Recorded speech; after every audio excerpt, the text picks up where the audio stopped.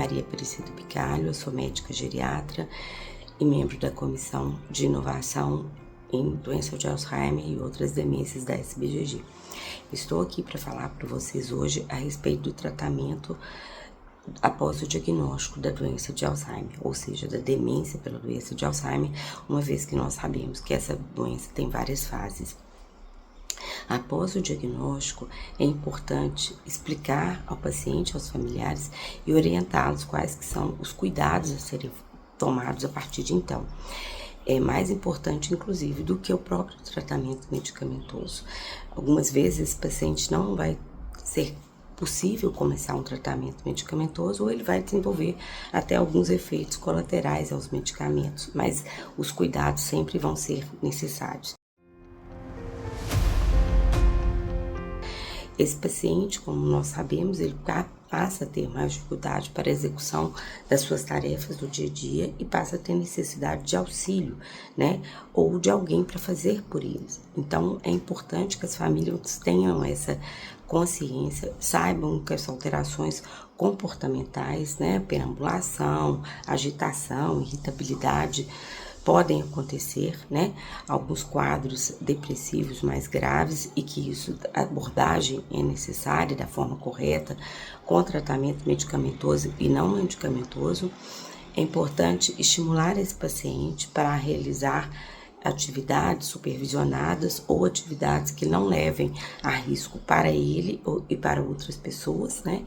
Baseado no histórico de vida dele. Então, o que ele fez durante toda a vida, os hábitos que ele tinha, que ele sempre teve ao longo da vida e as coisas que ele mais gostava de fazer para que ele possa realizar, executar e manter essas atividades e não ficar sem atividades para fazer, que a gente possa estimulá-lo para realizar o máximo de atividade possível dentro do que ele é capaz de realizar.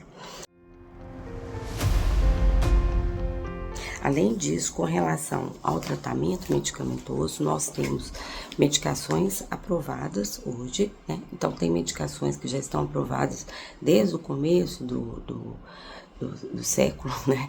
Então, são os inibidores de acetilcolinesterase, são drogas desse grupo. Nós temos 3 drogas que pertencem a esse grupo, a rivastigmina, donepezila e galantamina. Todas 3 têm os benefícios, principalmente se iniciadas logo no começo da doença, quanto mais precocemente, né? Especialmente para aqueles indivíduos que apresentam alterações comportamentais. Então, essas medicações podem ser iniciadas, mas elas têm que ser avaliadas com relação ao risco, aos efeitos colaterais possíveis e esse paciente tem que ser acompanhado para ver se ele realmente é um candidato e se vai se beneficiar dessas medicações.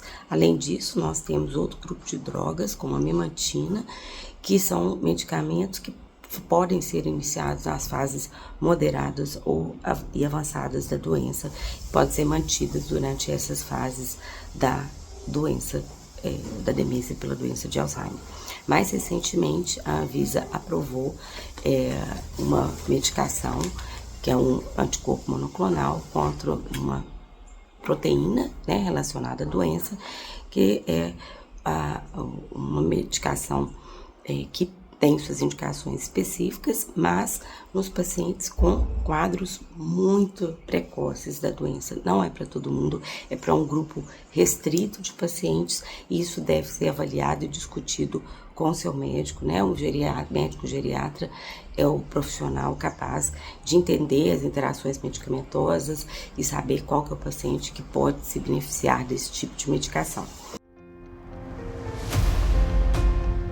Com relação ao retardo da doença, é importante que as medidas não farmacológicas, elas são importantíssimas, como atividade física, manter um sono adequado, uma alimentação apropriada, evitando restrições alimentares importantes, né?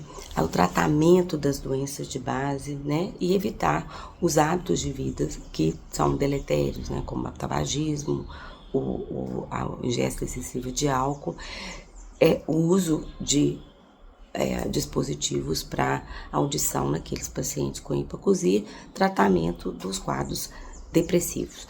Importante, friso mais uma vez que a atividade física é fundamental, bem como as atividades de lazer desses pacientes. Obrigada. Reveja algumas orientações da doutora Maria Aparecida Bicalho.